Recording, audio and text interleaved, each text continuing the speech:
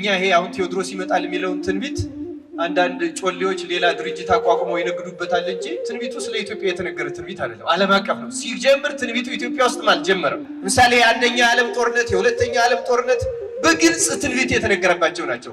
ሶስተኛውም ደጃችን ላይ እንደሆነ ብዙ ይናገራሉ። ብዙ ሊቃውንት እግዚአብሔር ትንቢትን የሚያናገረው ንስሐ እንድንገባ ነው፣ ለሌላ ዓላማ አይደለም። እንድንሳለቅ የእኛን አባቶች እንድንጠላም አይደለም። ግን እውነት ተገፋች፣ እውነት ተሰደደች፣ ተጠላች። ክርስቶስ ተጠላ። ወንበር፣ ጥቅም፣ ስልጣን፣ ገንዘብ ዓለምን አጠፋው።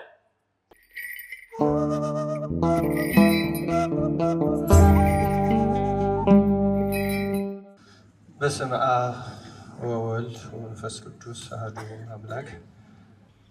ከእውነት ጋር አብረን እንስራ በሚል ርዕስ ዛሬ እንደ እግዚአብሔር መልካም ፈቃድ እንማማራለን።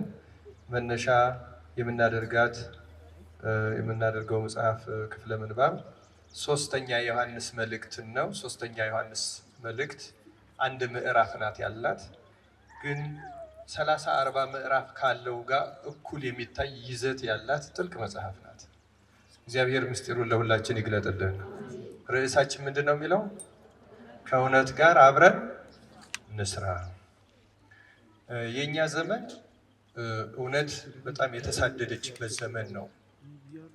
ምናልባትም እግዚአብሔር ለኤልያስ አንተ የማታውቃቸው ሰዎች አሉኝ እንዳለው እርሱ በሚያውቃቸው እኛ በማናውቃቸው ከጥቂት ሰዎች ሕሊና በቀር ከፍጥረቱ ተሰዳ ያለችበት ዘመን ይሄ ዘመን ነው። እንዲያውም ደግሞ በንጽጽር ነው እንጂ ሰውን ውሸታም የምንለው ሐሰት ብዙ ጥበብ፣ ብዙ ፍልስፍና፣ ሙያ፣ በሳይንሱም ሙያ ተደርጎ እንደምታውቁት ፕሮፓጋንዳ ሙያ ነው። ፕሮፓጋንዳ ማለት ሐሰትን እውነት አስመስሎ የማቅረብ ጭምር ጥበብ ነው የሚባለው። እንደው ምን እንበለው እንግዲህ እነሱ አሉት እንጂ ያን የመሰለ ጥበብ ሰመድኃኒነ ውእቱ እያለች በምትናገር ቤተክርስቲያን ውስጥ ይህን ጥበብ ብሎ መናገር ርኩሰት ነው፣ ራሱ ርኩሰት ነው። እና አሁን ደግሞ እንደው ነቢዩ እንዳለው ሁሉም ተካክለው በደሉ እንደተባለው ሊቃውንቱ እንደው በምሳሌ እንደ ጦር ጉሮሮ እንደሚሉት ተስተካክለን የበደልንበት ዘመን ነው።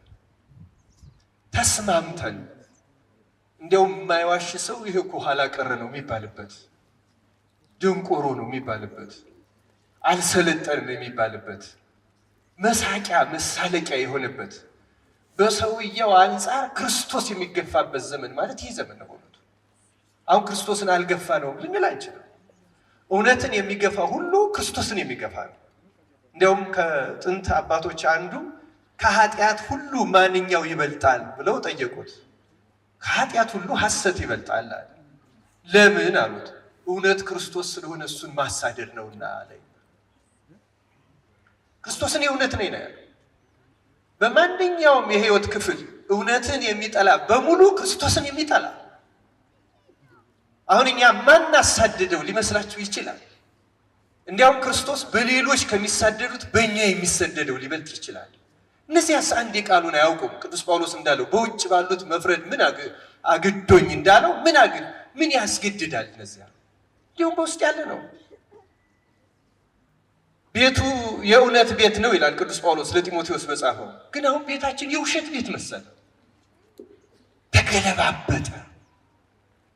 ግን የሚሆን ሆኖ ደግሞ እውነት አለች፣ ትኖራለች። ምክንያቱም ክርስቶስ ያልነበረበት የማይኖርበት ዘመን የለም። እና ይህን ያልኩት እንደ መግቢያ መጽሐፈ ዮሐንስ መልእክተ ዮሐንስ ሳልሲት ማለት ነው። ሶስተኛው የቅዱስ ዮሐንስ መልእክት አንድ ምዕራፍ ናት፣ ግን በጣም ጥልቅ ናት። መልሷን ከአንብቤ በዚህ ላይ እንማራለን። እግዚአብሔር አምላካችን ምስጢሩን ለሁላችን ይግለጥልን። የማንኛውም መጽሐፍ ዓላማ ሰውን ወደ እግዚአብሔር ማቅረብ ነው። የማንኛውም ትምህርትም ዓላማ ሰውን ወደ እግዚአብሔር ማቅረብ ነው። በእግዚአብሔር አደባባይ አሽሙርም ስልቂያም ዋዛ ፈዛዛም በእውነቱ ክርስቶስ በመስቀል ላይ ሆኖ ከተሳለቁበት ያስቆጥር እንደሆነ ሲኦልም ያወርድ እንደሆነ እንጂ የሚጠቅመው ነገር የለም። ያንን አናደርግም በእግዚአብሔር አደባባይ ላይ። በክርስቶስ አደባባይ ላይ እርሱ በቆመባት አደባባይ ላይ ዮሐንስ አፈወርቅ በቆመባት አደባባይ አውደ ምሕረት ላይ አትናቴዎስ ቄርሎስ በቆሙባት ላይ ሌላ ልናደርግ ምክንያት የለንም። ግን እውነትን የተመለከተ አለመማር ደግሞ ሁሉንም ማጣት ነው። ዛሬ በዚህ ምክንያት በዚህ ርዕስ የምንማርበት በዚህች መልእክት የምንማርበት ብዙ ምክንያት አለ። ትምህርት ውስጥ ስንገባ እናየዋለን። በዚህ ዘመን ክርስቲያኖች እኛ ራሳችን ክርስቶስን እንወቅሰዋለን ወይም እግዚአብሔርን እንወቅሰዋለን፣ ተጠያቂም ለማድረግ እንሞክራለን። እግዚአብሔር የት ያለ ይሄ ሁሉ ሲደረግ እንላለን አንልም? ቢኖርማ በብዙ መንገድ። ይሄ ደግሞ በኃጢአት ላይ ኃጢአት መጨመር ነው። ክርስቲያኖች እግዚአብሔርማ አለ፣ ስላለ ነው የሚፈርደው፣ ስላለ ነው የሚሰራው። ይሄ ሁሉ የሚደረገው እግዚአብሔር ስላለ ነው። ክርስቲያኖች ይሄን እመኑ፣ ይሄን እንመን። እንዲያውም እንደ ኃጢአታችንማ ቢከፍል እንዲህም አልነበረም። ሆኖት እንደ በደላችንማ ቢሆን እንደ ስልቂያችን ቢሆን ዓለም እንዳለችበት ቢሆን እንደዚህም መሰብሰብ ባልቻለ ነበር። ሆኖት እግዚአብሔር በቸርነቱ ሁላችን ይቅር ይበላል። ላስፈራራም አይደለም። ዓለም ትልልቅ የጥፋት ድግሶች አፍንጫ ላይ እንደሆነች ብዙ አባቶች ቀድመው ተናግረዋል። አሁን ያለንበት ዘመን ትልልቅ ጥፋቶች ጫፍ ላይ ለምሳሌ ከ100 ዓመት በፊት እኛ ይሄ አሁን ቴዎድሮስ ይመጣል የሚለውን ትንቢት አንዳንድ ጮሌዎች ሌላ ድርጅት አቋቁመው ይነግዱበታል እንጂ ትንቢቱ ስለ ኢትዮጵያ የተነገረ ትንቢት አይደለም። ዓለም አቀፍ ነው። ሲጀምር ትንቢቱ ኢትዮጵያ ውስጥም አልጀመረም።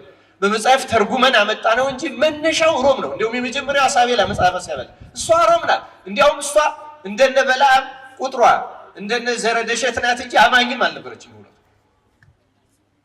ክርስቲያንም አይደለችም።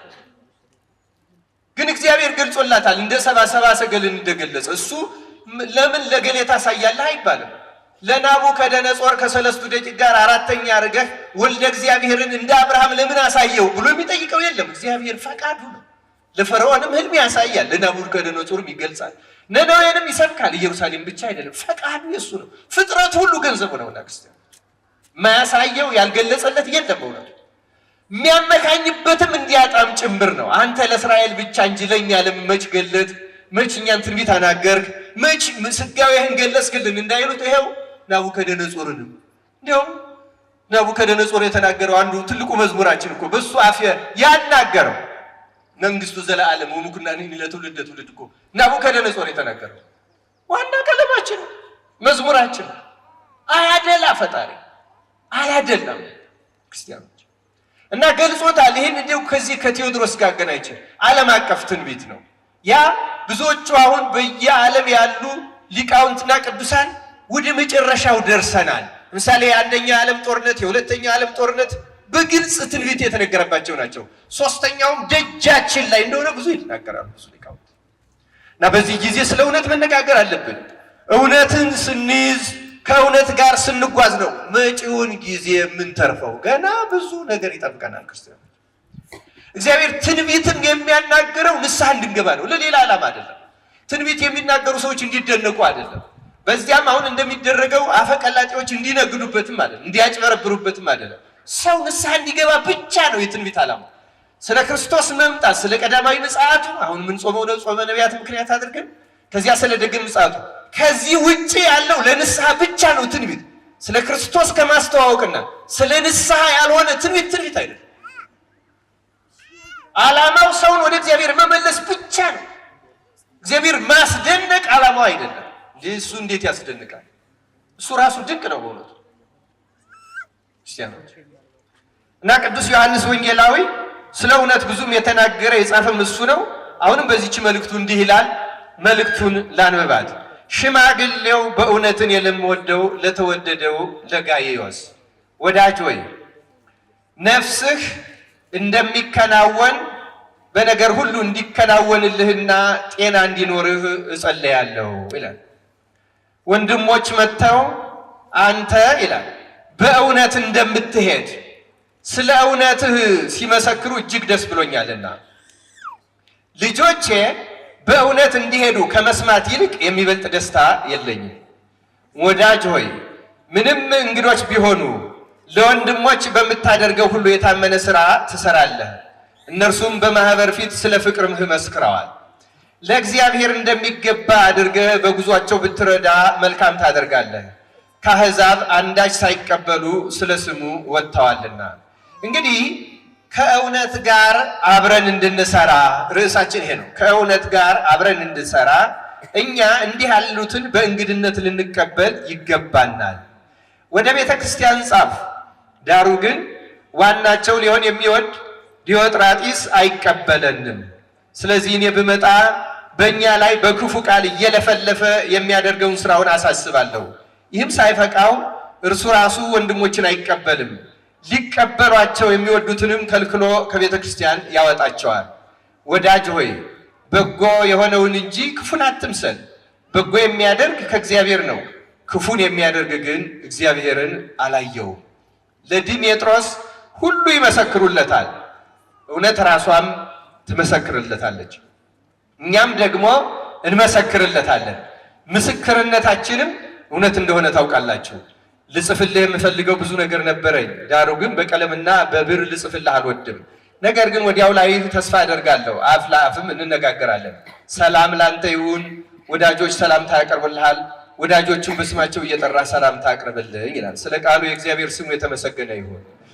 ይቺ መልእክት ለምን ዓላማ እንደተጻፈች ባጭሩ አስቀድሜ ልግለጽ።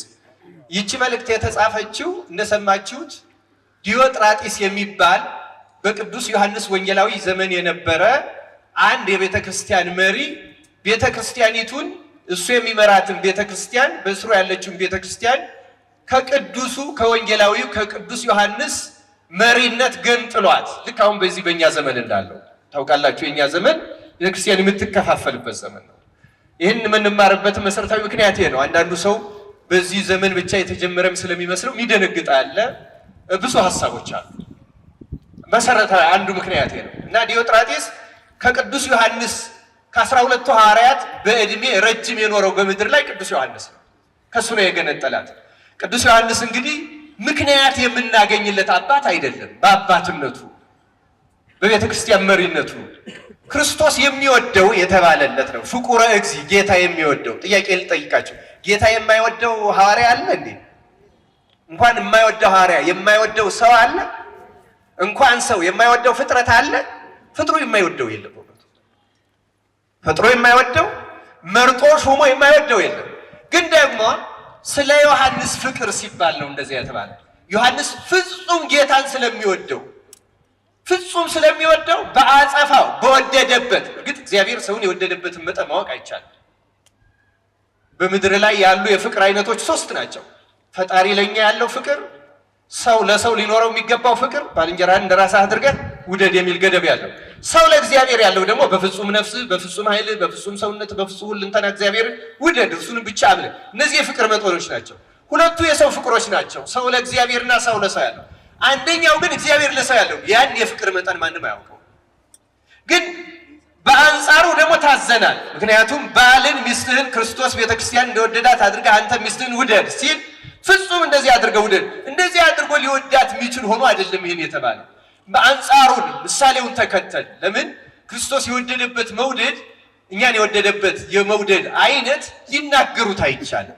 ለምሳሌ እየሰቀሉት መውደድ፣ እየገደሉት መውደድ፣ እየተሳለቁበት፣ እየተፉበት እስኪ እግዚአብሔር ልጅ ውረድልህ እየተባሉ የ4 ቀን ሬሳ ሲያነሳ አይተው ያላመኑ ግን መሳለቂያ እስኪ እንዲህ አይነት እንዲህ እያሉ ግን የክርስቶስ ፍቅር በምንም መንገድ እነርሱን ከመውደድ ያ አሁን ሰው እንዲህ ያለ ስቃይ እየደረሰበት የሚወድ ማለት ዛሬ የሚወደውን መውደድ ያቃተበት ዘመን እንኳን የሚጠሉትን መውደድ ነው። ያቺ የፍቅር አይነት አይደል። ግን ለባልም እንዲህ ተብሎ የታዘዘው ሚስት ብታሰቃይህ አሰቃየችኝ ብለህ አትጥላት፣ ውደዳት ለማለት ነው። ስለነሱ ስለ ባል ስለ ሚስት አይደለም ዛሬ ትምህርቱ፣ የፍቅሩን አይነት ለማስነገር ነው። ከተነሳ አይቀን ግን ባል ሚስትህን እንዲህ አድርገህ ለመውደድ፣ ሚስትም አንቺም እንደ ቤተ ክርስቲያን ክርስቶስን ለመገዛት ለመታዘዝ ያብቃን። በእውነቱ ያብቃችሁ ክርስቲያኖች። በነገራችን ላይ ይሄ መቅሰፍት ዘመን ነው አንዱ የሚባለው። እግዚአብሔር መቅሰፍት ከሚያነሳባቸው ጉዳዮች አንዱ ትዳርን ማቅለል ነው። ክርስቲያኖች ቀላል እንዳይመስላችሁ። እውነትን መግፋት፣ ክህነትን ማቅለል፣ ለምዕመናን ትዳርን ማቅለል፣ ትዳር ማቅለል ክህነትን እንደማውረድ ያለ ነው። እነዚህ 3ቱ ትልልቅ የመቅሰፍት ምንጮች ናቸው፣ ምክንያቶች ናቸው። ካህናት ክህነትን ሲያቀሉት ሌላው ሲያቀለው አይደለም። ሌላውማ እንደገባው እንኳን እሱ ክርስቶስንም የሚተውበት የሚዘልፍበታል፣ ችግር የለው።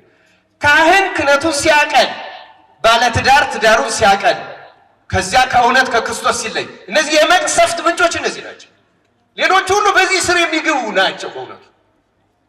አሁን የኛ ዘመንም ካህን ክህነቱን የጣለበት ዘመን ነው፣ ያቀለለበት፣ ያዋረደበት፣ ያጎሰቆለበት ዘመን ነው። ሌሎቹ ራሱን ተከትለው ነው ያዋረዱት እንጂ ቀድመው አላዋረዱትም። ቢያዋረዱትም ምንም ችግር የለው። የሌሎቹ ማዋረድ ጉዳያችን አይደለም። ከባዱ ራሱ ካህኑ ክህነትን ሲጥለው ሲያዋርደው፣ መቅሰፍትም የሚያመጣው ይሄ ነው። የምዕመናን ትዳራቸውን የትዳር መርከስ ነው። የተመሳሳይ ጾታ ጋብቻ፣ የጾታ መቀየር፣ የምናምን ቅባጥርሶ፣ የሴቶች ጉዳይ፣ የወንዶች ጉዳይ ምንም እነዚህ በሙሉ ትዳርን የማጸየፍ የማርከስ ናቸው። ባል የሚስት ራስ ነው ለምን ይላል? እኩልነት ነው፣ እንደዚህ ነው። አትፈላሰፉ፣ አትፈላሰፉ። ከተፈላሰፋችሁ የሰው ሕይወት በሚለውጥ መንገድ ተፈላሰፉ። በእውነቱ የእግዚአብሔርን ቃል ከሆነ ከእግዚአብሔር እንስማው እና ክርስቲያኖች ተመልከቱ። ስለ ቅዱስ ዮሐንስ ነው ብናገረው። እግዚአብሔር ሁሉንም ይወዳል፣ ሁላችንንም ይወዳል። ዮሐንስ ግን በፍጹም የሚወደው ነው፣ ጌታንም ይወዳል። ዮሐንስ ማለት ክርስቲያኖች ጌታ የሚወደው የተባለለት በስቅለት ውስጥ ከመጨረሻው ድረስ ያልተለየ እመቤታችን ንጽሕት ቅድስት ድንግል ማርያምን እናት ትሁን ተብሎ የተሰጠ እስክመጣ ድረስ ቢኖርስ ማን ከልክሎ ብሎ እንዳይሞት ጌታ ቃል የገባለት በቤተ ክርስቲያን ታሪክ ውስጥ የመጀመሪያው ነባቤ መለኮት በእንግሊዝኛ ቴዎሎጂያን የሚባለው ነባቤ መለኮት ማለት ነው። ነባቤ መለኮት ማለት ምን ማለት ነው? ቅዱሳን ቢበቁ ነገረ ፍጥረትን በማየት ነው ቢበቁት። የተሰወረ ያያሉ፣ የትም ሆነው ያለውን ይገልጣሉ፣ ብዙ ነገር ያያሉ፣ ይራቀቃሉ። የመለኮትን ነገር የሚናገሩ ግን እስካሁን በእኛ ቤተክርስቲያን ሁለት ናቸው ቅጽል ያላቸው፣ ዮሐንስ ወንጌላዊና ጎርጎርዮስ ነባቤ መለኮት ናቸው። ምስራቆች ሶስተኛ ሰው አለን ይላሉ እነሱ። እስካሁን በዓለም የምናውቃቸው እነዚህ ሁለቱ ናቸው።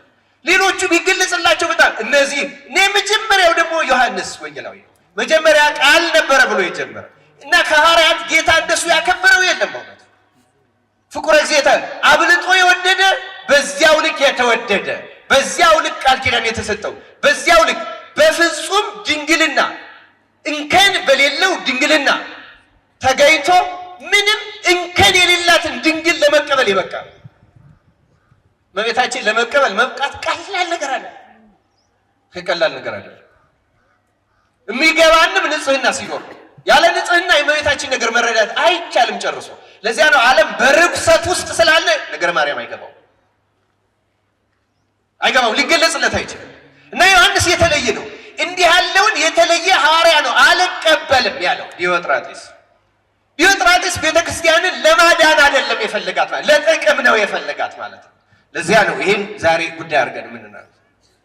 ቤተክርስቲያንን ይዞ የቤተክርስቲያን መሪ ሆኖ የቤተክርስቲያን ዓላማ ተቃዋሚ የነበረ ዮሐንስ ወንጌላዊን የማይቀበል እንደውም እኔ ቅዱስ ዮሐንስ ከጻፈው በጣም የሚገርመኝ እንግዲህ አሁን ለጋይዮስ ነው የጻፈለት።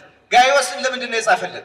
ዲሜጥሮስና ዲዮጥራጢስን እያነጻጸረ ዲዮጥራጢስ እኛን አይቀበልም፣ ዲሜጥሮስ ግን እውነት ራሷ ትመሰክርለታለች፣ እኛ ምን መሰክርለታለን፣ እናንተ ምስክርነታችሁን እያለ ዲሜጥሮስ ምስክርነት እሱ በትክክለኛው መንገድ ነው የሚሄደው፣ ያኛው በስህተት ነው የሚሄደው፣ ይሄ በትክክሉ ነው የሚሄደው። የትኛውን ነው መከተል ያለብህ የሚለው ጋይዮስ ዲሜጥሮስን ተከተለው። የሱም መንገድ ያፈንጋጩን አትያዝ፣ የአጥፊውን አትያዝ ነው የሚለው። እና ደግሞ ልንነግረው ብንል አይሰማም።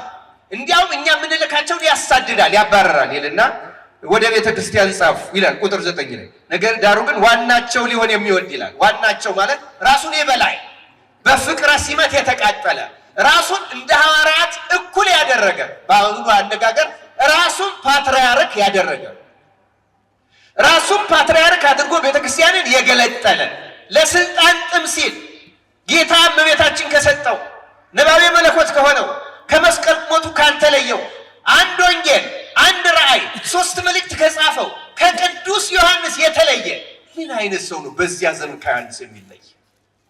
ምን አይነት ፈተና ነው የገጠመው? አሁን እንድንፈርድበት አይደለም ክርስቲያኖች። ቦታ ቢገጥመን እኛ ልብስ ይሆናል። በእውነቱ አይታወቅም። ቦታ ቢገጥመን በፍጹም እውነቱ በዚህ ዘመን በተለይ እንደዚህ ብሎ መናገር አስቸጋሪ። እግዚአብሔር በቸርነቱ ሁላችን ይጠብቃል።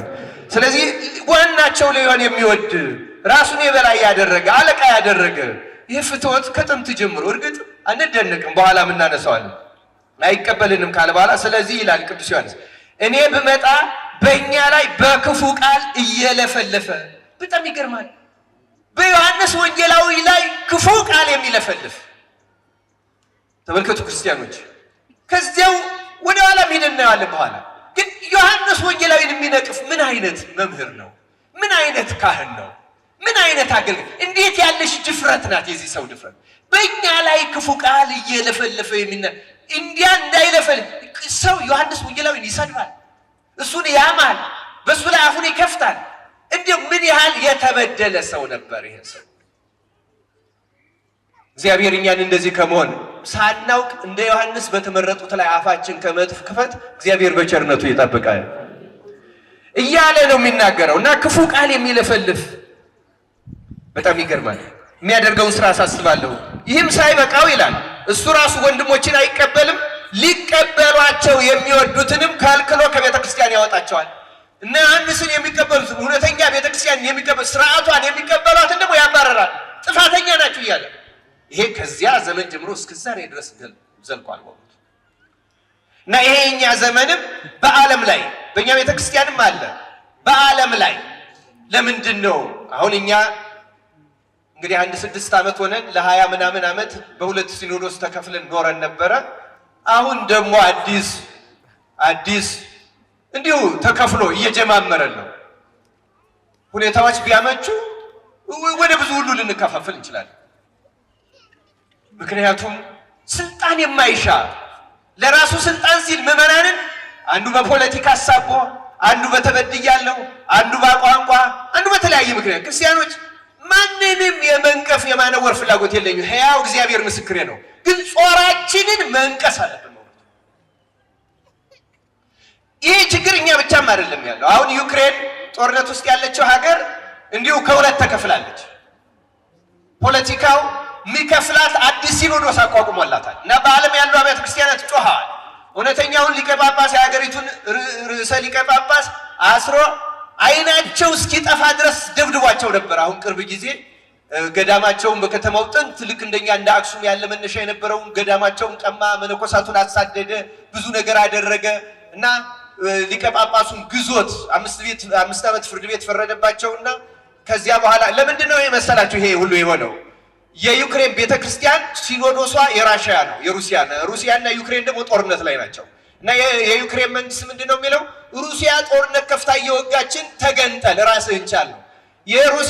የዩክሬን ጳጳሳት ደግሞ የሚሉት በፖለቲካ ምክንያት ጸብና ጦርነት ቢፈጠርም ቤተክርስቲያንን እንደ ፖለቲካ መገንጠል አይቻልም፣ ቀኖና የሚባል አለ።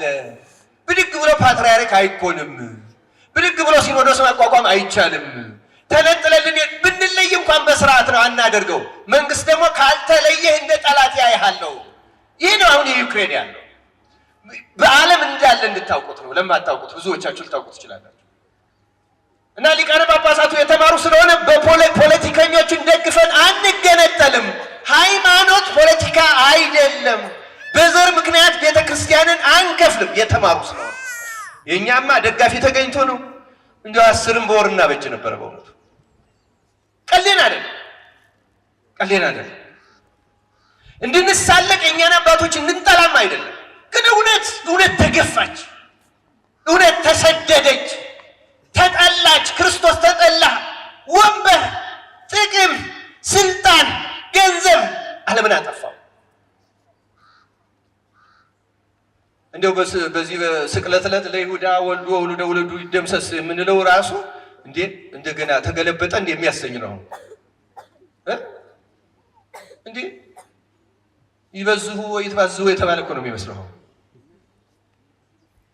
ሳንሆን ስለምንረግም ይመስለኛል የበዛብን። ሳንሆን ስለምንረግመው በልማድ ሳንነጻ ስለምናደርገው ይመስለኛል። ይላል እኮ ሲራክ መጽሐፈ ሲራክ ይላል ኃጢአት እየሰራ እክህደከ ሰይጣን የሚል ሰው ራሱን ይረግማል ይላል። ሲራክ እንደዚያ ነው ይላል። እክህደከ ቢሉት ራስን ነው ይላል። ራስን ነው በነገር አሁን የይሁዳ ራሳችን ነው የምንረግምበት። እንደዛ ነው የሆነብን እየደረሰብን ያለው እንደዛ ነው እየሆነ ያለው። እግዚአብሔር በቸርነቱ ይቅር ይበለን ክርስቲያኖች። እና እኔ የዩክሬኑ ሊቀ ጳጳስ ተረዱን አሉ ወጥተው በሚዲያ ነው የሚያየውት በሌላ መንገድ አይደለም። ክርስቲያኖች ተረዱን፣ ቀኖና የሚባል አለ። ይሄ ምዕራቡ ሚዲያ ያጋጋዋል ምን ይላል? ቀኖና እናንተ እንደምታስቡት አይደል፣ እንደዚህ አይደለም። ማን ይስማቸው? የራስን ቻል። አረ የራስን መቻል አይደለም አብሮ የመጽደቅ ነው። እንደ ጎጆ መውጣት የሚባል የለም በሃይማኖት። ቢናገሩ ማን ይስማቸው? በጭራሽ 5 ዓመት ተፈርዶባቸው ገዳሙን ተቀብተው ሩቅ 40 ኪሎ ሜትር ከመንበራቸው አውጥተው ባዶ ቤት አጋዛቸው። እዛ በሌሊት ደብዳቤ ልኮ ቅጥቅጥ አድርጎ አስደበደባቸው ሊቀ ጳጳሱን። ይገርማቸው። አይናቸውን ሰርጀሪ ተሰርተው ሲወጡ ጋዜጠኛ ሄዶ እስኪ ምን ይላሉ ብሎ ጠይቃቸው። በመደብደብዎት ምን ተሰማዎት ሲላቸው ኃጢአተኛ ስለሆንኩ ይገባኛል አሉት። አቤት መንፈሳዊነት! አንዳንድ ጊዜ ያስቀናል በእውነት። እኛ ብንሆን ከዚህ ወገን ስለሆንኩ ከዚህ ዘር ስለሆንኩ ነገሌ እንዲህ ያሉ ሰዎች መጥተው ደበደቡኝ ነበር ምንለው። መንፈሳዊ ሰው እንደዚህ ይቀበለዋል። እኔ ኃጢአተኛ ስለሆንኩ ይገባኛል ማለት ኃጢአተኛ ስለሆንኩ ይገባኛል ለማለት ያብቃን አምላካችን ነው። እና ክርስቲያኖች ከጥንት ጀምሮ ይሄ መከፋፈል አለ። ግን እንድታውቁት ነው፣ እንዳትረበሹ። የሚያስፈልገን እኛ ምንድነው ካል ከእውነት ጋር መጓዝ ነው። ዛሬ የምንማረው እሱ ነው። በእውነቱ መቅድሙን አበዛውባችሁ ይመስለኛል፣ ግን ትንሽ ታሪክ መናገር እፈልጋለሁ። ይኸው በሐዋርያት ዘመን ነበር። ወደ ኋላ ለምን አንሄድም? ወደ ኋላ ብንሄድ እኮ መጀመሪያ አመፅና ተከፍሎ የጀመረው ሳጥናኤል እኮ በሰማይ እኮ ነው የተጀመረው። ተከፍሎ የጀመረው ገና በሰማይ ነው። ክርስቲያኖች መደነቅ የለብንም። በማንኛውም ጊዜ ይፈጸማል። በማንኛውም ጊዜ ይሆናል። መደነቅ የለብንም። እኛ የሚጠበቅብን ምንድን ነው? ወገን ፍለጋ አይደለም፣ የሀገር ልጅ ፍለጋ አይደለም። እኛ የምንፈልገው ማንን ነው የምንፈልገው? ርዕሳችን ተናገሩ። ማንን ነው የምንፈልገው? እውነትን ነው የምንፈልገው። በቅጥነት ህሊና እውነትን መፈለግ ቀላል አይደለም። በእኛ ዘመን እውነቱ በጣም ከባድ ነው። የኛ ዘመን የእንትን እጂ መጽሐፈ ነገሥት ላይ ያሉትን የዘማ ሴቶች ታሪክ ነው የሚመስል። መጽሐፈ ነገሥት ቀዳማዊ የሶሎሞን ጥበብ የተገለጸባቸው 2 ዘማ ሴቶች ነበሩ። በአንድ ቤት ይኖሩ ነበር። እርግጥ በተርጉማን የምዕመናን ምሳሌዎች ናቸው ብለዋል። በአንዲት ቤተክርስቲያን ውስጥ ይሄ አለ ብለው ሲሉ እውነትም ነው። እና እነዛ ዘማ ሴቶች በ3 ቀን ልዩነት ልጆች ወለዱ ይላል። ከወለዱ በኋላ ቀድማ የወለደችው መጽሐፈ ነገሥት ቀዳማዊ ምዕራፍ 3 ቁጥር 16 ላይ ቀድማ የወለደችው ልጇን ተኝታበት፣ በሀገራችን አነጋገር አፍናው ይባላል፣ ሞተባት። ሲሞትባት ቀድማ ከእንቅልፏ ስለነቃች ስታይ የእሷ ልጅ ሙቷል። የሞተ ልጇን አንስታ ለዚያችኛው አስታቅፋ የዚያችኛውን ያልሞተ ልጅ ወስዳ ታቀፈች። ጠዋት ያችኛዋ ስትነቃ የሞተ ልጅ ታቅፋለች። ስታየው የእሱ አይደለም። አይ ይሄማ የሞተው የኔ አይደለም ያንቺ ነው አለች። አረ የኔማ የያዝኩት ነው የኔ አይደለም። እንግዲህ ተመልከቱ፣ ገና በ3 ቀን ነው ይሄ የፈጸመው። የ3 ቀን ሕፃንን የየትኛው ልጅ መሆን መለየት ይቻላል? ይቻላል ወይ? ይኸው ከባዱ ነገር ሄደ። መለየት ከባድ ሆነ። ወደ ሶሎሞን ሄዱ። የኛ ዘመን እውነት እንደዚህ ናት ክርስቲያኖች። ልክ እንደነዚህ ሲል እውነትና ሐሰቱ መለየት በጣም ከባድ ነው። እንደ ሶሎሞን እንደ ዳንኤል ሶስናን ባዳነበት ጊዜ እንዲሁ እንደዚያ የረቀቀ ጥበብ ጸጋ እግዚአብሔር የተሰጣቸው ካልሆነ በቀር በዚህ ዘመን ሚዲያ ሰምታችሁ ምናምን ሰምታችሁ እውነት መለየት ከባድ ውሸት ነው። ወደምናደላለት ነው እንጂ የምንስማማው እኛ ልቡናችን። እውነቷ ግን በጣም ከባድ ናት። ለዚያ ነው ሶሎሞን ሲጨንቀው ምን አለ? ታሪኩን ታውቁታላችሁ። ሄደው ተካሰሱ እና ያቺ ልጇን አፍና የገደለችው የኔ ነው አለች፣ ያቺኛዋም የኔ ነው ለውጣብኝ ነው አለች። እንዴት አድርጉ ይለዩ? ይሄ ዘመን እኮ እንደዚህ ያለ ነው ታውቃላችሁ። ይሄም እንደዚህ ነው ይላል፣ ያ እንደዚህ ነው ይላል። በጣም ከባድ ዘመን። ክርስቲያኖች የእውነት አምላክ ክርስቶስ እውነትን ግለጽልን በሉት። በእውነት እሱ እውነት ነው፣ እሱ ጥበብ ነው። ከልቤ ነው የምነግራቸው። እግዚአብሔር ምስክሬ ነው። ለዚህ ሰው ከልቡ እውነትን ከፈለጋት እግዚአብሔር በማናውቀው መንገድ እውነትን በልቡናችን ውስጥ ያሳድራታል፣ ያለብማል፣ ማስተዋል ይሰጣል፣ ይገልጻል፣ ምልክት ይሰጣል። እውነት ካልሆነ መለየት በጣም ከባድ ነው። እንደነዚያ ሴተኛ አዳሪ ልጆች በጣም ሶሎሞንን ግን እግዚአብሔር ጥበብን ሰጠው ሊያስከብረውም ስለሆነ። ስለዚህ ሰይፍ አምጡልኝ አለ። ሰይፍ አምጡልኝ። ሰይፍ መጣለት። በቃ ይሄን የተረፈውን ሕፃን ከሁለት ሰንጥቁትና አንዱን ክፋይ ለአንዷ ስጥ አለ። የዚህ ጊዜ ልጇን ቀድማ የገደለችውና የለወጣለች። አሁን ይቺ ፍትህ ፈላጊ ትመስላለች ስታያት። ያችኛው እውነተኛ ወላጇ ግን ንጉሥ ሆይ እንደዚህ አታድርግ፣ ለምን ይሄኛው ይሞታል? በቃ እሷ ትውሰደው ይቅርብኛል። ሶሎሞን ልጁ የማን እንደሆነ አወቀ አላወቀም? በቃ ይሄ ይከፈል ያለችው እናቱ አይደለችም። በነገራችን ላይ እንደዚህ ናቸው። መጀመሪያ እውነት የኔ ነው ብለው ሐሰተኞች ይከራከራሉ።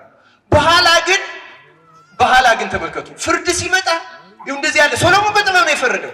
ዓላማቸው የሐሰተኞች ስናየው የራሳቸው ልጅ መጥፋት የእሷ ልጅ መሞት አልነበረም ያሳዘናት። ለካስ ያሳዘናት የዚያች ልጅ መኖር ነበር።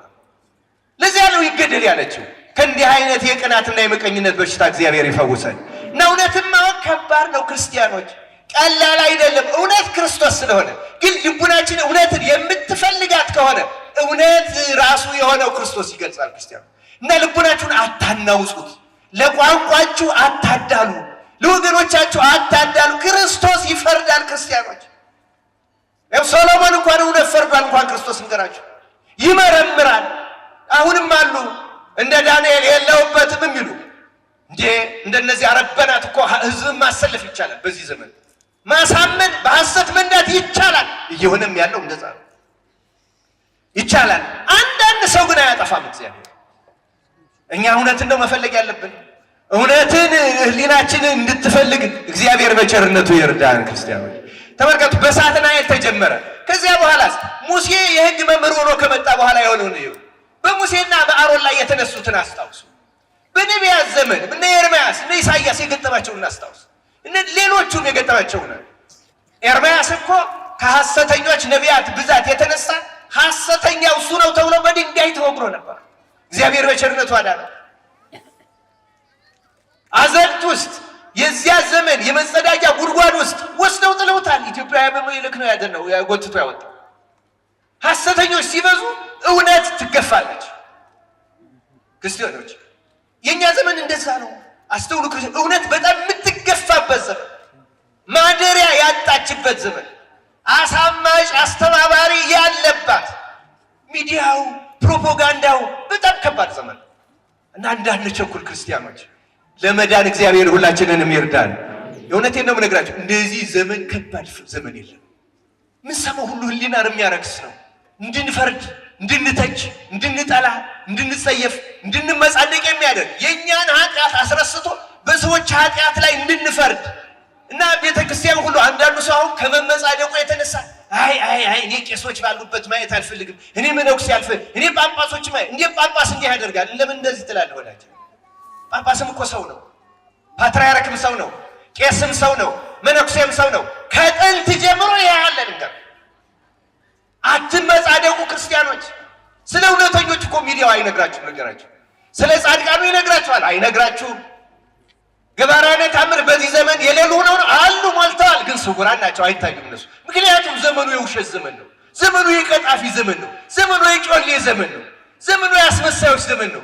ታምራት ቢያደርጉ ሐሰተኛ ታምራት አድራጊዎች እንደነሱ ነን እያሉ የበለጠ ይነግሩበት። ስለዚህ ይደብቃሉ፣ አያደርጉ፣ ይሰወራሉ። በዚህ ዘመን እውነተኛ ታምራት አድራጊዎች በጣም በድብቅ ካልሆነ ነገር አያደርጉ፣ ሐሰተኞቹ ሰይጣን ስለሚጠቀምባቸው በጣም የተከደነ ነው። ክርስቲያኑ ግን ሞልተዋል አሉ፣ ቅዱሳን ስጉራን አሉ። እውነት ይሄ እውነት ነው። በኢትዮጵያ አስደናቂ ቅዱሳን ዛሬም አሉ። ምናልባት ከየትኛው ዘመን የማያንሱ ቅዱሳን አሉ። ማን ያውቃቸዋል? ክርስቶስ ያውቃቸዋል። የሚያውቃቸውም ሰዎች ይኖራሉ በነገራችን ላይ አሉ። ምክንያቱም ከዘመን እግዚአብሔር ተሰውሮ አያውቅም ከየትኛውም ዘመን። ግን መምረጥ ማወቅ፣ አማኝ ማለት እውነትን አጥብቆ መፈለግ እና በየዘመናቱ ለምሳሌ በቤተ ክርስቲያን መከፈል ታሪክ ልንገራችሁ። በሮማ ካቶሊክ ቤተ ክርስቲያን በፖፕ ላይ ፖፕ ወይም በፓትርያርክ እየተሾመ 41 ጊዜ በታሪካቸው ተከፋፍለው ያውቃሉ። ይህን ታሪክ ሰምታችሁ ታውቃላችሁ? 41 ጊዜ እንደው የኛ ብቻ ምናምን። አሁን ካቶሊክ በዓለም ላይ አንድ ፖፕ ነው ያላት፣ የትም ሀገር ሆኖ። እንዲያውም 14ኛው ክፍለ ዘመን ላይ ለ40 ዓመት በጣም የከፋ ክፍፍል ደርሶባቸው ነበር በታሪካቸው። ለምን? በአንድ ወቅት 4 ሰዎች ፖፕ ሆኑ። 4 መጀመሪያ ከሁለት ተከፈሉ። ከዚያ ህዝቡ ሌላ እነዚህ ሁለቱም ሐሰተኞች ናቸው፣ ሌላ ንጹህ እንምረጥ አሉና 3ኛ ሌሎች መረጡ። አይሄኛውም አይሆንም አሉና አራት መረጡ። በአራት ተከፍላ 40 ዓመት ተወዛግበዋል። እነሱ እንደኛ አንድ ሀገር አይደሉም፣ በጣም ብዙ ሀገር ናቸው። ያኔ አውሮፓ በሙሉ ካቶሊክ ነው የነበረው፣ ፕሮቴስታንትም ገና አልተፈጠረም ነበር። ስለዚህ የየሀገሩ መንግስት ፍላጎት የተለያየ። ያኔም ለመጣላታቸው ምክንያት የሆነው በታሪካቸው ሮማውያን ነበሩ ፖፖች የሚሆኑ። ለመጀመሪያ ጊዜ የፈረንሳይ ዜጋ ፖፕ ሲሆን የሀገሩን ልጆች 138 ካርዲናል ሾመ። ሌሎቹን አግሉ መቼም ዘረኝነት ማያመጣዎች ታዲያ መንበሩንም ከሮም አንስቶ ፈረንሳይ ውስጥ ወሰደው። ያኔ ሮሞች ሌላ ሾሙ። ይሄንን ሁለቱንም ደግሞ የጠሉ ሶስተኛ፣ አራተኛ። በኋላ ግን እኔ የማደንቀው ታሪካቸውን የማነሳው በአንድ ነገር ስለምደነቅ ነው።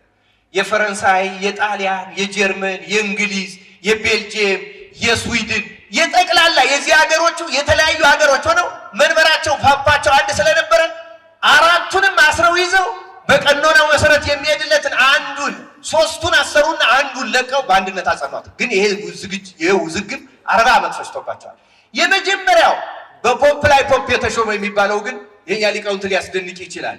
አቡሊዲስ ነው። እኛ በሃይማኖት አበው የምናውቀው አቡሊዲስ በኋላ ታርቆ ለቀደመው እንትን ሰጥቶ እሱም በኋላ እንደገና በስርዓቱ ተሹሞ በሰማዕትነት አንገቱን በድንጋይ እንትን አስረው ባህር ያሰጠሙትና በሰማዕትነት ገድሉን የፈጸመ ጻድቅ ነው። ምን አመሰግነው። የመጀመሪያው በፖፕ ላይ ፖፕ የተሾመ ግን በታሪክ አቡሊዲስ ነው። ወጣቱ ጉግል አድርጋችሁ ማየት ትችላላችሁ። ሂፖሊተስ ብለ በእንግሊዘኛ the first anti pope ነው። የመጀመሪያ በታሪክ ከጥንት ዘመን ጀምሮ ነበረ ክርስቲያኖች። በእኛ በእስክንድርያ መንበር ይሄ ማዕት ጊዜ ሆኗል። በአንጾኪያ መንበር በተለይ ታሪክ ብታጠኑት ትደነቃላችሁ። ስለዚህ ክርስቲያኖች በኢትዮጵያ ብቻ የሆነ አድርጋችሁ አትውሰዱ። የመጀመሪያ የዛሬው ትምህርት ዓላማ ይሄን ማስረዳት ነው። እግዚአብሔር እውነቱን እንድንረዳ በቸርነቱ ያግዘን። ይሄን ስል እኛ ብቻ አይደለም የተጎዳ ነው የበደል ነው አይዟችሁ እያልኩ በስህተት ለማጽናናት አይደለም። ግን እውነት ነው፣ የታሪክ አካል። ይሄን እውነት ማወቅ አስፈላጊ። የእስክንድርያን ብቻ ብናነሳ ይሄ ማዕት ጊዜ ነው የተከሰተው። ከመጀመሪያው በአትናቴዎስ ላይ ከተሾመው ከጊዮርጊስ ጀምሮ በተደጋጋሚ ይሄ ተከስቷል። በዮሐንስ አፈወርቅ ላይ ሌላ ተሾሟል። በተደጋጋሚ ዮሐንስ አፈወርቅ ተሰዶ በዚያው ነው የሞተው። የቤተ ክርስቲያን ታሪክ ብናየው እንዲህ ያለ ታሪክ ያስተምረናል። ታዲያ ከመጽሐፍት ታሪክ እንደዚህ ከሆነ ክርስቲያኖች ታሪክ እንደዚህ ከሆነ ክርስቶስ ቤተ ክርስቲያን ሲመሰርታት ይሄ መሆኑን ወደፊት ይሄ እንዲህ ያለ ችግር እንደሚነሳ አስቀድሞ ክርስቶስ ያውቃል አያውቅም? ሲጠይቃችሁ ያውቃል አያውቅም? ካወቀ ምን አስተማረ? አሁን የኛ ጥያቄ ይሄ ነው። እውነቱን ከእውነት ጋር እንስራ ነው አይደለም? ክርስቶስ ስለ ቤተ ክርስቲያን ምን አስተማረ? ክርስቶስ አሁን እስከ ዕለተ ምጽአት ስላለችው ስለ ቤተ ክርስቲያን እንዲህ ያለ የስልጣን ግብግብ እንደሚገጥም፣ በተለያየ ምክንያት የሚከፋፈሉ ሰዎች እንደሚነሱ፣ በመሪዎች ምክንያት ጥፋት እንደሚደርስ፣ አመፃ እንደሚፈጽም፣ እንዲህ ያለ ነገር እንዴት ይሄን አውቆ እንዴት ሳይነግረን ሊሄድ ይችላል? ነግሮናል። ወንጌሉ ቀስ ብሎ ማየት ነው። የማቴዎስ ወንጌል ምዕራፍ 13 ጀምሮ የዘሪው ምሳሌ ስናየው ምንድነው የሚነግረን? ዘሪ ሊዘራ ወጣ። ሲዘራም አንዳንዱ በመንገድ ዳር ወደቀ፣ አንዳንዱ በእሾህ ላይ ወደቀ፣ አንዳንዱ በጭንጫ መሬት ላይ ወደቀ፣ አንዳንዱ በለም መሬት ላይ ወደቀ። 30 60 መቶ አፈራ የሚለው ይህን አልተረጉምም። ራሱን የቻለ ትምህርት ግን እሾህ ባለበት ላይ ወደቀ የሚለው የስልጣንና የገንዘብ ጥቅም ያለባቸው ናቸው። በዚያ ላይ የበቀለው የተዘራው በቅሏል፣ አድጓል። የቃል እግዚአብሔር ችግር የለም፣ የማስተማር ችግር የለም፣ የምን ችግር የለም፣ አደገ ይላል። እንዳያፈራ ግን ወደ ጽድቅ እንዳይለወጥ እሾህ የተባለ ስልጣን፣ ፍቅረ ሲመትና ፍቅረ ነዋይ፣ ሶስተኛው ፍቅረ ውዳሴ፣ እነዚህ ናቸው እሾህ የሚባሉት ሶስቱ ናቸው። ገንዘብ፣ ስልጣን፣ ክብር። አሁንም ቤተክርስቲያን እጅ ከወርች ብዙ ሊቃውንቷ፣ ብዙ መሪዎቿ፣ ብዙ አገልጋዮቿ ደክመው አገልግለው በእውነቱ ጎምርቶ በቅሎ ስንት ነገር ኖሯቸው ፍሬ እንዳያፈሩ ግን እሾህ አንቆ ያዘ። ይህን እሾህ ክርስቶስ ነቅሎ ይጣልልን ነው። ክርስቲያን አገልጋዩ የከንቱ ውዳሴ ስንቱን አንቆ ያዘው። ክብር፣ ገንዘብ፣ ጥቅም፣ ስልጣን፣ እነዚህ ናቸው እሾሆቻችን፣ እነዚህ ናቸው። ክርስቶስ እኮ ይነግሯል አለ ቤተ ክርስቲያን ውስጥ እሾህ አለ። ዘሩን እንዳያፈራ አንቆ የሚይዝ እሾህ አለ ነግሮናል ክርስቶስ። ዘሪው መልካም ዘር ከዘራ በኋላ ጠላት መጥቶ እንክርዳድ ዘራበትም ብሎ ያስተማረው ስለ ኑፋቄ ብቻ ማለት ነው። እንክርዳድ ኑፋቄ ብቻ አይደለም። እንክርዳድ ሐሰት በሙሉ ይሄ ፍቅረ ሲመቱ በሙሉ እሱ እንክርዳድ ነው። ማን ዘራው? ይሄ ጠላት ዲያብሎስ ዘራው። አለ። እንንቀለው ወይ አሉት። ምንድነው ያለው ክርስቶስ? ክርዳዱን እንነቅላለን ስትሉ ስንዴው እንዳትነቅሉ ተውት አይደለም ያለው? ምን ማለት ነው? እስከ መጨረሻው እኮ ቤተ ክርስቲያን ውስጥ እንክርዳድ እንደሚኖር ነው የነገረን ክርስቶስ። ታውቃላችሁ? እስከ ዕለተ ምጽአት ድረስ ክርዳድ ቤተ ክርስቲያን ውስጥ አይጠፋም። ግን ስለ ክርዳዱም ለምን ብዙ እናወራለን? ስንዴው እኮ አለ ክርስቲያኖች። ለምን ስንዴውን እንረሳዋለን? ባለ 30 እኮ አለ ክርስቲያኖች። ባለ 60 እኮ አለ። ባለ 100 አለ። የሌለ ይመስላችኋል? አለ። ክርስቶስ አስተምሯል። እኔ አሁን ትምህርቴን ለማጠናቀቅ ይሄ በምሳሌ የተነገረባቸው 2 የብሉይ ኪዳን ታሪኮች ባጭሩ ላስታውስና ከመጽሐፈ ስንክሳር ደግሞ ይሄን የሚያጠናክሩልኝ 1-2 ታሪኮች ባጭሩ ተናግሬ ትምህርቴን አጠቃልላለሁ። መጽሐፈ ኢያሱ ወልደ ነዌ ምዕራፍ 15 ላይ ቁጥር 61 እስከ 62 ያለውን እና ምዕራፍ 16ን ስታነቡ 2 ታሪኮች ታገኛላችሁ። መጽሐፈ ኢያሱ ወልደ ነዌ ምዕራፍ 15 ቁጥር 61 እስከ 62 ያለው መጽሐፈ ኢያሱ እንደምታውቁት የሚያስረዳው እስራኤልን እንዴት ምን አይነት ርስት እንደወረሱ ነው የሚያስረዳው። ሙሴ እየመራ መጣቸው። ዚያናባው አሁን ጆርዳን የሚባለው ሀገር ተራራ ላይ ቀረ። ባህር ዮርዳኖስን ከፍሎ ያሻገራቸው ርስት ያወረሳቸው ኢያሱ ነው። እና ኢያሱ ርስት ሲያወርሳቸው 11ዱ ነገድ እንዴት አይነት ምን አይነት እንደወረሱ ነው የሚያስረዳው። እና ይሄ ምዕራፍ 15 ላይ ያለው ነገደ ይሁዳ የወረሰውን ነው የሚናገረው። ነገደ ይሁዳ የወረሰው አሁን ኢየሩሳሌም ከተማ ያለችበት በኋላ ቤተ መቅደሱ ያን አካባቢ የወረሰው ነገደ ይሁዳ ነው። ነገደ ይሁዳ የነበረበት አካባቢ ደግሞ ኢያቡስ የሚባል የአህዛብ ቤት ነበረበት። እና እስራኤል ምንድነው ያደረጉት? አህዛብን እያጠፉ ነው የወረሱ። ከአህዛብ ወገን ከነዓንን ሲወርሱ ያልጠፉት ባጭሩ በ4 ሊከፈሉ ይችላሉ። የመጀመሪያው እዚሁ መጽሐፈ ኢያሱ ምዕራፍ 9 ጀምሮ የተጻፉት የገባውን ሰዎች ናቸው። እነሱ በልዩ ቃል ኪዳን ተርፈዋል። ባለ ቃል ኪዳን ሆነው ርስት ተፈቅዶላቸዋል የገባውን ሰዎች። ሁለተኛ እነዚህ ኢያቡስ ናቸው። ሶስተኛ ከነዓን ናቸው። አራተኛ ይሄ ከጋዛ በታች አሁንም ድረስ ጦርነት ያልተለየው የፍልስጤም ወገን። ከነዚህ ውስጥ ያሉትን አህዛብ አጥፍተዋቸዋል። እና እነዚህን ኢየሩሳሌም እንግዲህ ኢየሩሳሌም ማለት የእግዚአብሔር ከተማ ማለት ነው። የቤተ ክርስቲያን ምሳሌ ናት። ታዲያ ተመልከቱ ክርስቲያኖች፣ እነሱ ኢያቡሳውያንን አጥፍተው ለመውረስ እንደሌሎች ሲፈልጉ ኢያቡስን ሳያጠፏቸው ቀሩ። እና መጽሐፉ የሚለው ኢያቡስ እስካሁን አሉ። እንዴ የቤተ ክርስቲያን መተርጉማ ምን ይሉታል? ኢየሩሳሌም የቤተ ክርስቲያን ምሳሌ ናት። ይሁዳ ማለት ታማኒ በአምላኩ የሚታመን እውነተኛ ማለት ነው። ለዚያ ነው ኢየሩሳሌም ለይሁዳ የተሰጠችው። ቤተ ክርስቲያን የአማኞች ናት። ቤተ ክርስቲያን የሚወርሷት አማኞች ካህናት፣ አማኞች ምዕመናን ርስታቸው ቤተ ክርስቲያን ርስታቸው ለነሱ ናት። ሆኖም ግን ኢያቡስ ደግሞ አይጠፋባትም። ኢያቡስ ማለት የተፋውን የሚልስ የረከሰ ማለት ነው ይላል። እንዲያውም የእግዚአብሔር ቃል የማይገባውም ይላል። የማን ቃል የማይገባው? ተመልከቱ። ይሁዳ ማለት ታማኒ በአምላኩ ነው። ኢያቡስ ማለት የእግዚአብሔር ቃል የማይገባው ማለት ነው። የተፋውን የሚልስ የረከሰ በጣም ጎስቋላ ማለት ነው። እና ይህን የቤተ ክርስቲያን ሊቃውንት ሲተረጉ ምን ይላሉ? ቤተ ክርስቲያን እንደ ይሁዳ ታማኒዎች ብቻ አይኖሩባትም፣ ጻድቃን ብቻ አይኖሩባትም፣ አማኞች ካህናት፣ አማኞች ጳጳሳት ብቻ አይኖሩባትም። እንደ ኢያቡስ የእግዚአብሔር ቃል እንኳን የማይገባቸው አገልጋዮች ይኖሩባታል ይላል። ተመልከቱ ክርስቲያኖች፣ ይሄ በጣም አስተማሪ ነገር ነው። ቤተ ክርስቲያን የሁሉም ናት። እንዲያውም የክርስቶስን ወደ መጨረሻ የተናገረውን አመጣዋለሁ እዚሁ ማቴዎስ 13 ላይ ያለው። ከዚህ ይልቅ ደግሞ የተሻለው እዚሁ መጽሐፈ ኢያሱ ምዕራፍ 16 ላይ ኤፍሬም የወረሰው የከነዓንን ነው። እና ኤፍሬም ማለት ጸዋሬ ፍሬ፣ ፍሬያማ ባለ ፍሬ ማለት ነው። ከነዓን ማለት ደግሞ ፍሬ ቢስ ማለት ነው። ስለዚህ ቤተ ክርስቲያን ይላሉ አሁንም ፍሬ ቢስና ፍሬያማ አብሮ የሚኖርባት ማለት ነው። ይሄ እውነት ነው ክርስቲያኖች። ይሄ በካህናትም እንደዚሁ ነው፣ በምዕመናንም እንደዚሁ ነው። ከላይ ከሊቃነ ጳጳሳት ጀምሮ እኔ የማወራው ስለ ኢትዮጵያ ጳጳሳት አይደለም ክርስቲያኖች፣ ከሐዋርያት ዘመን ጀምሮ። ምክንያቱም ከሐዋርያትም ፍሬ ቢስ ይሁዳ በመካከላቸው ነበር። በዮሐንስ ዘመን ይሁዳ ዲዮጥራጤስን አንስተነዋል። በየዘመኑ ፍሬ ቢስ ቤተክርስቲያን ጠፍቶ አያውቅም። ግን ፍሬያማም አለ። ፍሬ ቢስ ብቻ አይደለም ክርስቲያኖች። በዚህ በሚዲያ እያያችሁ አንዳንድ ስማቸው በሚጠፋ የሚሆን ግብሩን አድርገውትም ስማቸው ይነሳል። በምንም ነገር ቤተክርስቲያንን በእነዚያ ሰዎች ብቻ መሳል የድፍረት የኃጢአት ክርስቲያኖች ልክ ነው። ቤተክርስቲያን ውስጥ ፍሬ ቢሶች አሉ። ልክ ነው። ቤተክርስቲያን ውስጥ ኃጢአተኞች አሉ። ልክ ነው። ቤተክርስቲያን ውስጥ አሳቶች ይኖራሉ። ግን ፍሬያማዎች አሉ። ፍሬያማዎች፣ ታማኒዎች፣ አማኞች፣ ጻድቃን፣ ትሑታን፣ ተጋዳሊዎች ሞልተዋል ቤተክርስቲያን። እነዚህን አታውቅም በምንም። ይሄማ ማለት ቤተክርስቲያን የክርስቶስ አካል መሆኗ ተቋረጠ። እንደ ክህደት ነው የራሱ ክርስቲያን። ስለዚህ በምንሰማው ክፉ ነገር ይበጠብጣል፣ ይረብሻል። ምን ያህል ጥሩ ነበረ ባንሰማ፣ ምን ያህል ጥሩ ነበረ እንደዚህ ያለ ነገር ባይፈጠር፣ ምን ያህል ጥሩ ነበረ እንዲህ አይነት ነገር ባይከሰት። እውነታውን ግን አንለውጠው። ክርስቶስ ያለው ይሄ ነው። መጽሐፍ የሚነግረን ይሄ ነው።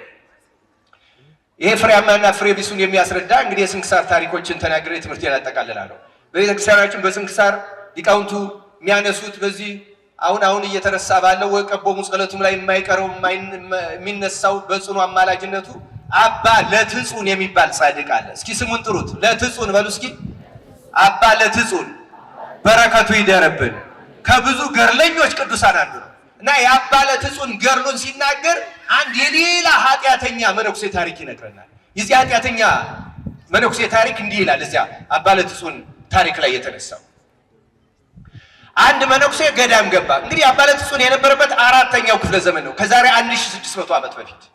ምንኩስና መላእክት በምድር ላይ ነው በሚባልበት ዘመን፣ በዚያ ዘመን የዚህ ዘመን ብቻ ተወው፣ በየትኛውም ዘመን ፍሬ ቢስ አለ እና አባ ለትጹን ዘመን ይህ አንድ መነኩሴ ገዳም ገባ፣ መነኮሰ። ግን ስልጣን የሚወድ ነበረ እና ቅስና ፈለገ። ቅስና እንዳሁኑ በእውነቱ ቅስና በእኛ ቤተክርስቲያን የተበደለ ነው። ምንም ይህን መናገር ይቻላል።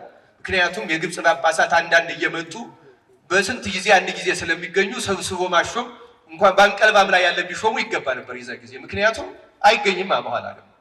የዚያ ትውፊት ቀጥሎ ነው አሁንም እንደፈለገ እየሄደ እየተቀበለው የሚሄድ እንጂ ቅስና በሌሎቹ ከእግዚአብሔር ምልክት ያላየ ሰው አይሾማትም። ዲያቆን እየተመረጠ ሊሾም ይችላል። ቅስና ግን ምልክት ያልታየለት ሰው አይሾምም። ምክንያቱም ቅስና እሳት ናት። የመለኮትን ስጋና ደም እንዳሁኑ እንዲዋዛ አልነበረች። አሁንም በሌሎቹ እንደዚያ ነው። በነገራችን ላይ በፍጹም እንደዚያ በድፍረት ነው የምናገረው። እንደዚህ እንደኛ ቤት ቀልድ የለበትም። ንጹሃን ተጋዳዮች ካህናት መኖራቸውን ሳትረሱ ነው ክርስቲያኑ። እና የመነኩሴ ቅስና ፈለገ። ቅስና ሲፈልግ በገዳም ደግሞ ቅስና የሚቀበል አይገኝም። ሁሉም ወደ ተጋድሎ ነው የሚያደላ።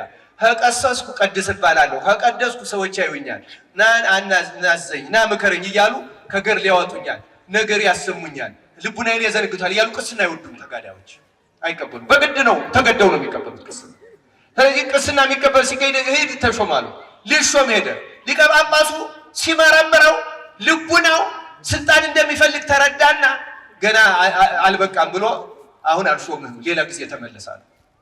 እንዲህ ሲለው ይሄ ትዕቢተኛ መነኩሴ ምን እንደሁኑ ሰርቲፊኬት የለ፣ ማህተም የለ፣ ደብዳቤ የለ፣ አሁን ተሹም ያለው ብል በትከሻዬ ላይ ሰውነቴ ላይ ምልክት ወይ አይታወቅ ማን ያውቅብኛል አለና ሄዶ ገዳም ውስጥ ሳይሾም ተሹም ያለው ብሎ ተነገረ። ገዳሙ ደስ አለው።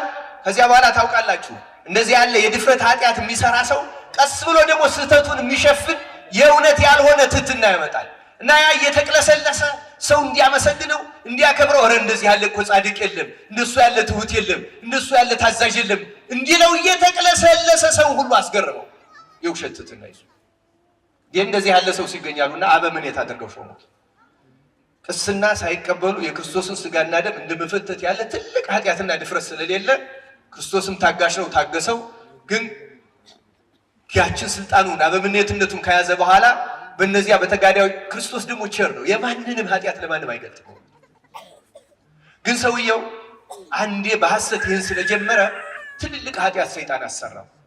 በጣም ትልልቅ ኃጢአቶች፣ ለምሳሌ አንዱ ዝሙት ነው።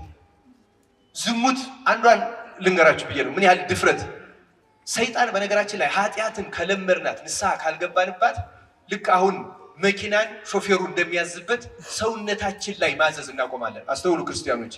አሁን ብዙ ሰዎች እኮ ንስሐ ገብተው ኃጢአት ማቆም ይፈልጋሉ፣ ግን ያቅታቸዋል። ንስሐ ይገቡና እንደገና ንስሐ እንገባና እንደገና ለምንም ይመስላቸዋል። በደንብ ከልብናችን ተነቅሮ እስኪወጣ ድረስ የኃጢአት ጣዕም ይባላል። የኃጢአት ጣዕሙ ካልወጣ ኃጢአቱ አይቆምም።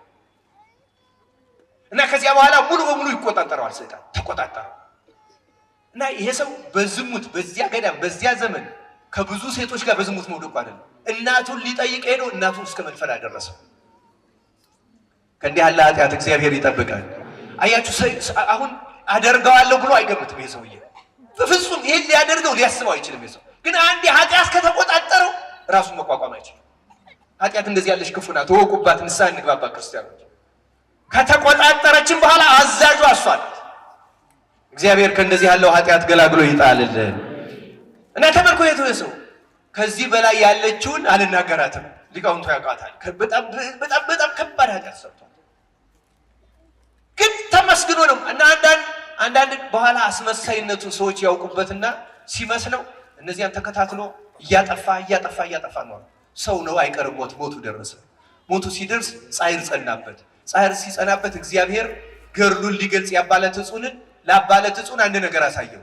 በዚህ መነኩሴ ላይ ስሙ አይታወቅም። በነገራችን ላይ አጋንንቱ ነፍሱን ተቀብለው ወደ ሲኦል ለመውረድ ሲቸኩሉ ልክ በቆሻሻ ላይ ዝንብር እንደሚል አጋንንት ሲሉበት አሳየው።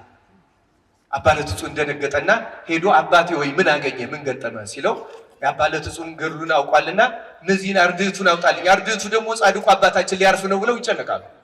አስወጣልኝ አለው። አስወጣለት። ኃጢአቱን በሙሉ ተናዘዘለት። ሊሞት ስለነበር ልክ ተናዞለት እንደጨረሰ ይሄ መነኩሴ አረፈ። ሲያርፍ እግዚአብሔር ለአባለ ትጹን ገለጸለት። ነፍሲቱም ወስደው በእግዚአብሔር ፊት አቆመው አጋንንት ተረክቧ ሲሄዱ ወደ ሲኦል ስትወርድ አየ። አባለ ትጹን እግዚአብሔርን ማረልኝ ይችን ነፍሳል በምኑ አምርልሃለሁ ተናዞልኛል። ይሄ ሁሉ ጽኑ ኃጢአት ቢሰራ ነው። ጻድቃን ማለት እንደዚህ ናቸው። በነገራችን ጻድቃን ማለት የፈለገ ከባድ ኃጢአት ቢያዩ ኃጢአተኛውን አይጠሉም። የእግዚአብሔር ጸጋ በውስጣቸው ስላለ እንዲህ ያለውን ቸርነት እግዚአብሔር ለሁላችን ያደለን።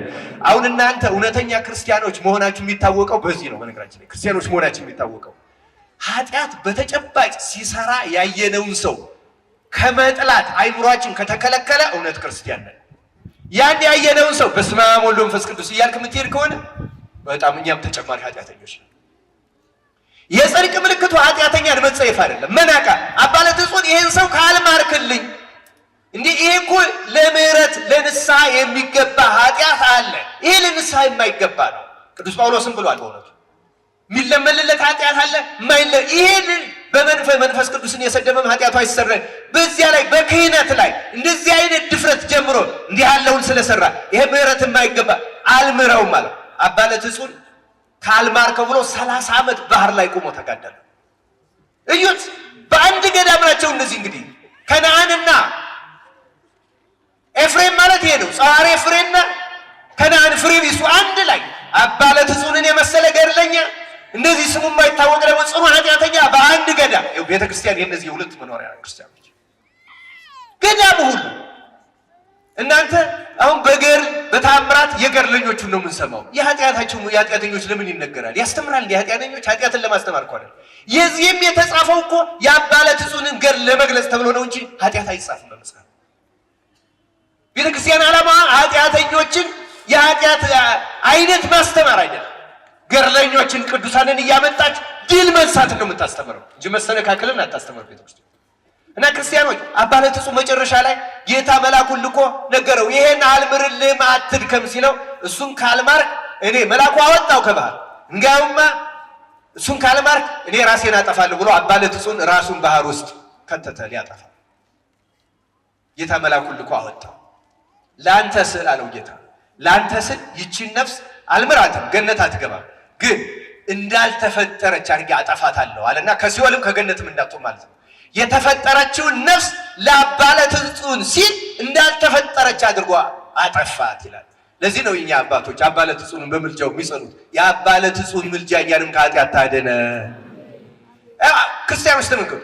ቤተ ክርስቲያን ማናት ካላችሁ፣ ቤተ ክርስቲያን ማለት አባለ ትጹንን የመሰለ በዚያ ገዳም መኖሩ የማይታወቅ እኛም አሁን የዚያ ዘመን ላያውቁት ይችላሉ። እኛም ተጽፎ ባናገኘው የዚያ የሱ ዘመን ቅዱሳን ግን አያውቁትም። የዚያ ዘመን መነኮሳት አያውቁትም አባለ ትጹን ማን እንደሆነ ልንገራችሁ። በጣም ብዙ ሰዎች በዘመናቸው አይታወቁም፣ ግን ይኖራል። በኋላ እግዚአብሔር ገድላቸውን እያጻፈ እናውቃቸዋለን እንጂ በዘመናቸው ቤተክርስቲያን እንደዚህ ያሉ እንደ አባለ ትጹን ያሉ ገድለኞች ጥንትም ነበሩ፣ ዛሬም ያሉ፣ ወደፊትም ይኖራሉ። እግዚአብሔር በእነሱ ጸሎት ሁላችን ይጠብቀን። አሁንም ተጠብቀን ያለነው ክርስቲያኖች አንድ ታሪክ ልጨምራችሁ። በዚህ በኢየሱስ ስንክሳርም ላይ ያለ ታምረ ማርያም ላይ አምጥተውታል። እንዴት እንድንጠነቀቅ የሚያስረዳ ኃጥእ ጻድቁ ሳይለይባት የሚኖር ናት ቤተክርስቲያን። ክርስቲያኖች በኢየሩሳሌም የሚኖር አንድ ጻድቅ ሰው ነበረ እና ይሄ ጻድቅ ሰው መቼም ጻድቃን ማለት ምን ማለት ናቸው ካልን አንደኛው መልሱ አንደኛ ከልባቸው ኃጢአተኞች መሆናቸውን የሚያምኑ ለራሳቸው። በነገራችን ላይ ጻድቃን በኋላ ክርስቶስ ጻድቃን ናቸው ብሎ ገልጾ እኛ እናከብራቸዋለን እንጂ እነሱ ራሳቸውን የሚያውቁት ስለ ራሳቸው የሚያውቁት ከዓለም ሁሉ የባሱ ኃጢአተኞች ነን ብለው ነው እነሱ ራሳቸውን የሚያውቁት። አንድም ቀን የተሻልነን የሚል ከመጣ ትዕቢት ስለሆነ የሚድኑ ከሆነ ተግሳጽ ይልክባቸዋል። ልክ አባ ዳንኤል የዱር ቅጠል እየበላ ሲኖር እንዲሁ የኔን ያህል በሱባኤ በገድል እግዚአብሔርን የሚያስደስተው ይኖር ይሆን ሲል ትዕቢት ስለሆነ ጌታ ተገልጾ እንዴ የሮሙን ንጉሥ ያኖረው ሲሆን ያህል አላስደሰትከኝም፣ አገልግሎት አላስደሰት ያለና ገሰጸው። እሱን አልተርክም ገስጾ አስተካክሎታል። ከጻድቅ እኔ እንደኔ ያለ የሚል ካለ እሱ ኃጢአተኛ ነው፣ ትዕቢት ነው፣ ድርጊቱም ትዕቢት ነው። ስለዚህ ያርማቸዋል፣ ያስተካክላቸዋል። አባ መቃርስና አንድ አባትም እንደዚያ ብለው ነበር። እንደኛ በእውነት በተጋድሎ እግዚአብሔርን የሚያስደስተው ይኖር ይሆን ሲሉ ጌታ ተገለጸና እዚህ መንደር እንዳሉት ሁለት ሴቶች አላስደሰታችሁኝም አላቸው ይላል። ይገርማል።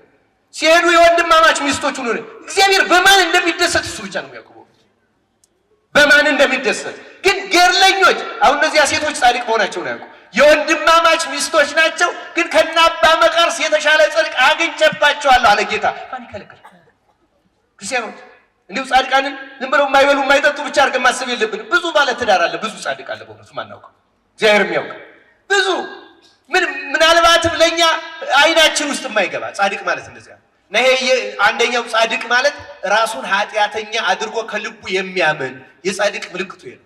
የጻድቅ ምልክቱ ራሱን እንዳትያው። ሁለተኛው ምልክቱ ምንድነው ካላችሁ የጻድቅ ሁለተኛው ምልክቱ የሚሰራው መንፈሳዊ ስራ ከማንም ሰው መደበቅ መቻል፣ መሰወር መቻል። ምልክቱ ምንድነው አልኳችሁ? አሁን አንድ ሰው ጾሙን ከገለጠው ተጋድሎው ስግደቱን ከገለጠው ይሄ ከንቱ ውዳሴ ይፈልጋል ማለት ነው። ጻድቅ አይደለም፣ ኃጢአተኛ ነው። የጻድቅ ምልክቱ ጽድቁን በፍጹም መደበቅ መቻል፣ ዓለማዊ መስሎ መታየት፣ ተራ ሰው መስሎ። ጻድቃን ምልክታቸው ይሄ ነው። ለዚያ ነው ሰው የማያውቃቸው። እና የኢየሩሳሌም መነኩሴ ምን አደረገ? በቀን አንድ ጊዜ ብቻ ነው የሚቀምሰው። ገዳሙ እዚያ የክርስቶስን ስነ ስቅለቱን ቦታውን ፈልጎ ጎለጎታ እዚህኛ ሀገር በረንዳ ዳሪ እንደምንላቸው ከግንብ ስር ማዳበሪያ እንደዚህ አድርገው እንደሚኖሩ ከግንቡ ስር እንደዚህ ያለች መጠለያ ሰርቶ ይኖራል። እና ግን ዓመት እስከ ዓመት በቀን አንድ ሰዓት ትንሽ ነገር ይቀምሳል። ግን ያችን ሰዓት ምን አረጋት? ጧት አረጋት አውቆ ጽድቁን ለመሰወር። እና ጧት ሲሄዱ በአብይ ጾምም በፍልሰታም በምንም ጧት ሲበላ ነው የሚያዩ። እና ሰዎች ምን ይላል? ይሄ ሆዳም ይሉታል። አያችሁ ጽድቁን እንዴት እንደሰወራት። የጻድቃን ምልክታቸው ምንድነው አልኳችሁ? ጽድቃቸውን ምን ማድረግ ነው? መሰወር። 24 ሰዓት አንዴ እንደሚቀምስ ማንም አያውቅም። እና አገልጋዮቹ ወደ ቤተክርስቲያን ሲገቡ ሁሌ ይሄ ሆዳም ጧት ነጋለት እንግዲህ ያላምጣል ይሉታል። እሱ እየታያችን እንዲ አንዳንዴም እንደውም እያላመጠ የሚበላ ይመስላል እንጂ ትንሽ ነገር ነው የሚቀምስ። ጻድቅ ማለት ጽድቁን የሚሰውር ማለት ግን በሱ ሌሎቹ እና መቤታችን ክብሩን ልትገልጽ ወዳ መሄጃህ ደርሷልና ስጋው ደሙ ተቀበል ቁረብ አለችው። ሄዶ ለካህኑ ተናገረ። አቁርቡኛል። አረ ይሄ ማይጾም አቁርቡኝ ይላል አሉት። ሊቀ ጳጳሱ ነገሩት። እሱን ነግረን ሊቀ ጳጳሱ ምን አለ? ጥሩ ነው ይቁረብ፣ ግን እንደለመደው ጧት እንዳይበላ ሂዳችሁ እጁን ያዙታል። ሳይቆርብ እንዳይበላ እጅ እግሩን ይዛችሁ በግድ እናቆርበዋለን። በኋላ ጧት ሄደው እሱ ሰዓቱን አያስታጉልም፣ የበቃ ነው፣ ከህግ በላይ ነው። ልክ እጁን አንስቶ ሊቀምስ ሲል በግድ አናስበላም ብለው ያዙት። አመልጣለ ብሎ እዚያች ከተጠለለባት ግንብ እጁን እንዲህ ሲያደርገው አለቱ የተጠለለበት ትርትር አለና ተሰወረ። እመቤታችን ይሄን መግለጽ ነበር የፈለገችው። ይኸው ጻድቅ ማለት እንደዚህ ነው። ክርስቲያኑ ቤተ ክርስቲያን እብድ መስሎ በሽተኛ መስሎ ዓለማዊ መስሎ እንደዚህ ተሰውሮ የሚኖር ብዙ ጻድቅ ያለባት ነው። ቅዱስ ዮሐንስ ሁለቱን አነጻጸረ፣ ዲዮጥራጢስንና ዲሜጥሮስን። ዲሜጥሮስ ጻድቅ ነው፣ እውነተኛ ነው። እውነት እናንተ ትመሰክሩለታላችሁ፣ እውነት ራሷ ትመሰክርለታለች፣ እኛም እንመሰክርለታለን። ምስክርነታችን እውነት እንደሆነ ታውቃላችሁ። እርሱን ምሳል አለው ጋይዮስ።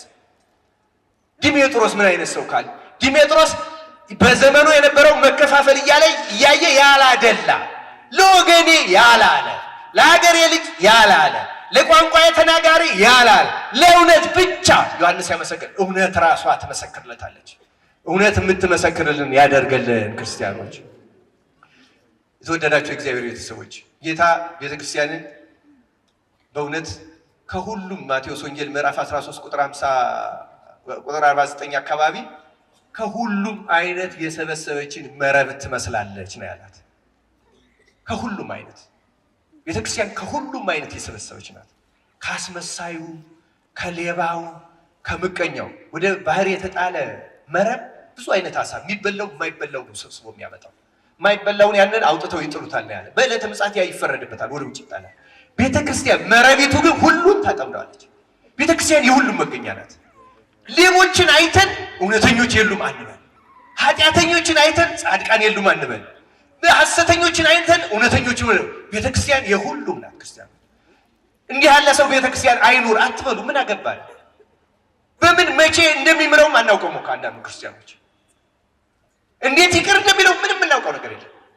የኛ ግዴታ ምንድን ነው? እውነትን አውቆ እውነትን እንደ ዲሜጥሮስ መርጦ ከእውነት ጋር መስራት፣ ለእውነት መኖር፣ አለመፍረድ፣ አለመመጻደቅ። ይኸው እንደዚህ ተደብቆ እንደኖረው ጻድቅ አንዳንድ ሰው ኃጥእ ሊመስለን ይችላል። እጅግ ጻድቁ ሰው ክርስቲያኖች፣ ገለኛው ሰው ተራ ሰው ሊመስለን ይችላል። ቤተክርስቲያን በጣም ተደብቀው የሚኖሩ ብዙ ጻድቃን ያሉባት ናት። ከእውነት ጋር አብረን እንድንሰራ አምላካችን ክርስቶስ የእውነት አምላክ ይርዳን። ቤተ ክርስቲያን ፍሬ ቢስና ፍሬያማ የሚኖርባት ናት። ቤተ ክርስቲያን ይሁዳና ኢያቡስ የሚኖሩባት ናት። ይሁዳ ጌታን የሸጠው ማለት ብቻ ሳይሆን ይሁን ተአማኒዎች፣ አማኞችና የእግዚአብሔር ቃል የማይገባቸው። ይገርመኛል። የእግዚአብሔር ቃል የማይገባው ማለት ማን ነው? ምን አይነቱ ሰው ይሁን እንደዚህ ያለው? እኔ አላውቅም፣ እግዚአብሔር ያውቃል። እና ክርስቲያኖች ይሄ ዘመን እውነት የተገፋችበት ነው። ሐሰት የሰለጠነበት ነው። አቅጣጫችን እናስተካከል።